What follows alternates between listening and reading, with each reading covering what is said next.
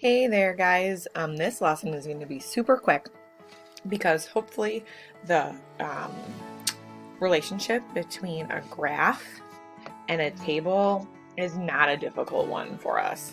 I debated even doing a lesson for this one. So we're going to look at it from a graph to a table first.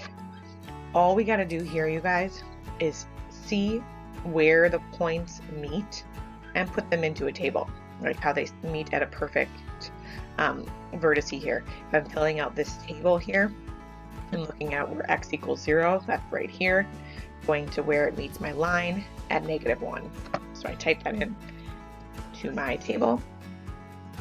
Next point is x equals 1. I'm going to go over. That is at 1 because I go to the point and then I go up to where it meets the line.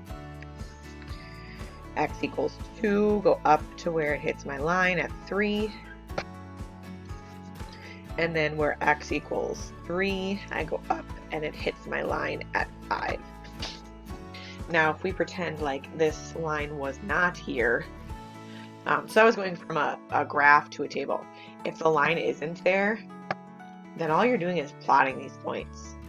0, -1, put a point. 1, 1, put a point. 2, 3, put a point. Okay, and then cut through those points with your line. Like I said, this is going to be short and sweet because hopefully this is not something that we need a ton of review on. Hope that helps. Good luck on the review, guys.